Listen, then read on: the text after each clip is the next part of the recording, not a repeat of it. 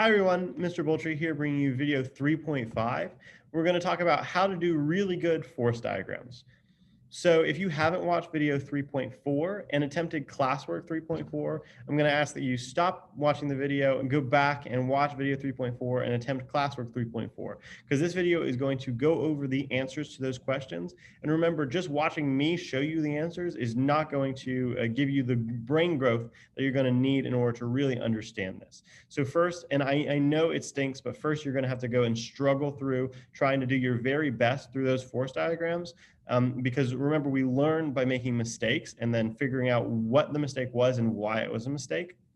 So go and engage in that process, and then you can come back and watch this video and then see what things you got right, and then definitely make a note of that, and what things you got wrong, and try to figure out why those are wrong. And then you can ask me questions about why certain things are right or wrong, and then that's a really good brain growth activity. So we're just going to go through each of the force diagrams that I've asked you to make so far and talk about what is correct. We're not going to do any of the mistakes. If I make a mistake in this video, which is possible, it's going to be on accident and you can bring it to my attention. But to my knowledge, all the force diagrams in this video are A-okay and should get a 5 on the quiz unless I miss something. So for the first force diagram, we had the people pulling on the cart. So there's two people pulling to the left and one person pulling to the right. So we weren't given information in the problem about which was bigger or smaller. So if you have, maybe if you switch these or you did 3 squares instead of 2 squares, then that's really not a big deal. I'll point out to you what the big deal is. But we were told in the problem that the cart is stationary. So therefore, if it's stationary and remains stationary, then it's maintaining a constant velocity. We know by Newton's first law that constant velocity means the forces are balanced. So in the horizontal direction, the forces have to be balanced. In the vertical direction, the forces have to be balanced. So you'll notice that if there's a force gravity, which I've just chosen arbitrarily, we weren't given information in the problem, so I kind of have to make it up for myself. So I just chose 1, 2, 3, 4 squares down for the force gravity. And so then therefore there has to be 4 squares up for the force normal, because all the downward forces have to balance out all the upward forces. So then if person 1 and person 2 are pulling to the left, and I just sort of said 1 square and 2 squares respectively, but you could flip-flop those, or like I said, maybe this one could be 3 squares. But no matter what, the most important thing is however many squares of force you have going to the left has to equal out by the force tension by rope 3 going to the right. So I have 1, 2, 3 squares to equal out my 2 squares over there on the left. So I could reasonably ask you the question, which person is pulling the hardest? And you would say person 3, because rope 3 has the largest force tension. The other thing I'm just going to quickly point out to you is that it is not force applied by person 1, 2, and 3 on the cart, because person 1, 2, and 3 are not touching the cart. It is the tension on the cart. So this is kind of the force diagram for the first problem from the video. Now moving on to the second problem from the video, if a teacher stands on the scale, which was me at the front of the classroom, it weighs, the scale reads 180 pounds, because the only 2 forces acting on the teacher when I'm just standing on the scale by myself is force gravity down and force normal up. So it's important to know that scales read force normal. The only thing that a scale can tell is how much force it is having to apply. And the force by the scale is the normal force. So normally, under normal circumstances, a scale reads the force, well, always a scale reads the force normal. And then if you use a scale correctly, the force normal equals the force gravity. So that's why when you stand on a scale, we say it reads your weight, because when you use it correctly, weight is force gravity, and those two things should be equal. But if you use the scale incorrectly, for example, a student comes behind you and pushes on your shoulders, then the force normal on the reading on the scale changes. But that does not mean that your weight changes. You didn't gain weight because a student pushed on your shoulders. The reading on the scale just changed. And the reason that is because if there's 2 forces down, your weight and the force push by the student, then the normal force, the reading on the scale, has to be bigger. So here you see I have 3 squares down plus 1 square down has to equal 4 squares up. Because again, if my velocity stays constant, the forces must be balanced. So all the forces down have to equal all the forces up. So in this example, again, we have a box that is stationary, constant velocity, balanced forces. So all the forces down have to equal all the forces up. But this one's a little bit tricky because this force tension that is both up and to the right. So we have to look at which part of this force is in the upward direction. And that we can answer pretty easily by looking at, well, how far up does it go? So the force gravity goes down 1, 2, 3, 4 squares. And the force tension goes up 1, 2, 3, 4 squares. So in that respect, the vertical forces are balanced because force gravity is 4 squares down and force tension is 4 squares up. In the same way, the forces in the horizontal direction have to be balanced. So the person is pulling, and so then therefore this tension in the rope is 1, 2, 3 squares to the left. So then the tension for the rope holding it to the ceiling has to be 1, 2, 3 squares to the right. So all the forces down have to equal all the forces up. All the forces left have to equal all the forces right, which gives us this force, which is 3 to the right and 4 up. And we'll talk in standard 3D about how to find the actual magnitude of this force.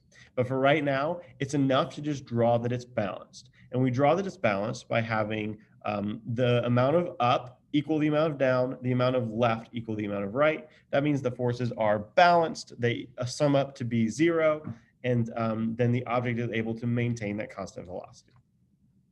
In this example, we were given in the problem that the object is not maintaining constant velocity. We were given that it is speeding up in the upward direction. So therefore, the rocket has a changing velocity. Changing velocity means unbalanced forces. So in the vertical direction, the forces have to be unbalanced. If it's going up and speeding up, then that means the upward forces have to be stronger than the downward forces, which you can see here. The force thrust is bigger than the force gravity. But in the horizontal direction, we weren't given any information. So we can reasonably assume that in the horizontal direction, the object is maintaining a constant velocity, and therefore in the horizontal direction, the forces have to be balanced, which you can see if I have 0 force to the left and 0 force to the right, the object is balanced and maintains a constant velocity in the horizontal direction, which is good for the rocket because if it was speeding up or slowing down in the horizontal direction too, then that would probably cause the rocket to spin out of control. So we really want the forces to be balanced in the horizontal direction, even though they're unbalanced in the vertical direction.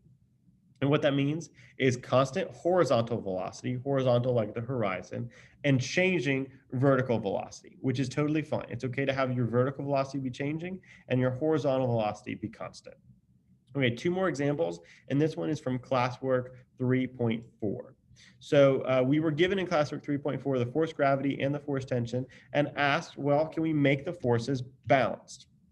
So in order to do this, we have to think about a couple things. Well, what other forces are acting on the box? Because we have the force gravity down and the force tension up and to the right, but what other forces are we missing? Well, it's being dragged across a carpet or across the ground, so there's going to be a pretty big force of friction, and also the ground is pushing up on it, so there's going to be a pretty big force normal too. Let's start with the force normal, because our tendency might be to say, well, if gravity is 1, 2, 3, 4, 5 down, then force normal should be 1, 2, 3, 4, 5 up. But we notice that this force tension is a little bit to the right and then 1, 2 squares up. So if we have 5 squares down and we're already given the force tension, which is 2 squares up, we have 5 squares down, we need 5 squares up. So the force normal only has to be 3 squares up. To balance out the 5 down, we have 1, 2, 3, 4, 5 squares up. In the same way, the force friction, if the force tension is 1, 2, 3, 4 squares to the right, then the force friction needs to be 4 squares to the left. And it's very common to have the force friction because we sort of want to have this work like a mirror. So a lot of people, because the force tension is up and to the right, they put the force friction down and to the left. But let me remind you that force friction is always in the opposite direction of motion or desired motion. So let's say that the friction were to disappear. Which direction would this box move? Well, it would slide along the surface to the right because the friction is caused by the rubbing together of those two surfaces. It's always in the direction of the surface. So the surface is completely horizontal. So therefore, the force friction has to be also completely horizontal because the box would move horizontally along that surface. So force friction cannot be down and to the left. It has to be entirely horizontal, entirely to the left. And that is why this looks the way that it does. So last example, we have a squirrel on a roof. And this is really tricky, really, really tricky. This is about the hardest kind of force diagram I can give you, because we have to remember all the directions of all the forces. First, remember that gravity is always straight down. It is not down to the right, down to the left. It is always straight down towards the center of the Earth. Force normal is always perpendicular to the surface, which means it makes a right angle to the surface. And the reason force normal is perpendicular to the surface is because it is the surface, it is the roof that is doing the pushing. So if the roof is doing the pushing and the roof is at an angle, then the push is going to be at an angle. And then force friction is always parallel to the surface because it's the rubbing together of the two surfaces that causes that friction. So it's going to be in the direction of the surface. So force normal is going to be up and to the left. Force friction is going to be up and to the right. Because if force friction were to disappear, some people say, why is it not down and to the left? If force friction were to disappear, the squirrel would slide down and to the left. So then force friction is in the opposite direction of the slide. If the slide is down to the left, the force friction has to be up and to the right. So last tricky thing here is you see the force friction is 2 squares to the left. That means the force normal also has to be, 2 squares to the right. So force friction has to be 2 squares to the left. And so then if force friction is 1 up, and then how much up do we need to go for the force normal? Well, notice that in order to make these two lines perpendicular, they have to have opposite reciprocal slopes. So this is a slope of 1/2. Therefore, this has to have a slope of -2. So if this goes 2 to the right and 1 up, in order for this to go to the 2 to the left, which we need it to go 2 to the right, 2 to the left in order for the forces to be balanced, then to go to the left, this needs to go 4 up, just to have the appropriate slope to make these two forces actually perpendicular. So if we have 2 to the right, 2 to the left, it's balanced. If we have a total of 1 plus 1, 2, 3, 4, so a total of 5 squares up, we need to have force gravity be 1, 2, 3, 4, 5 squares down. And notice in all of these examples, I'm not drawing equality marks on any of these, because even though the forces are balanced, 3 to the left and 4 down does not equal sort of a sideways 3 and then up 4. So none of these forces are equal. None of these forces are equal because they're all different lengths. None of these forces are equal because they're all different lengths, even though they all balance out. And that's why we have to do these problems on a grid so that we can see, okay, so 2 to the left, 2 to the right, they're balanced. 1, 2, 1, 2, 3, 4, 5 up and 5 down, they're balanced. So I know this was a lot of information. Force diagrams can be really tricky and really difficult, but I kind of wanted to give you this video, this resource, so you could look back and look at the force diagram, sort of hear my explanation for those force diagrams, which allows you to come to tutorial or come to class and ask really good questions about force diagrams. But for right now, this is Mr. Boltri wrapping up video 3.5. We talked about all the correct answers for force diagrams, and I'm looking forward to seeing you in our next class and hearing some of the questions that you might have. But between now and then, go Bears.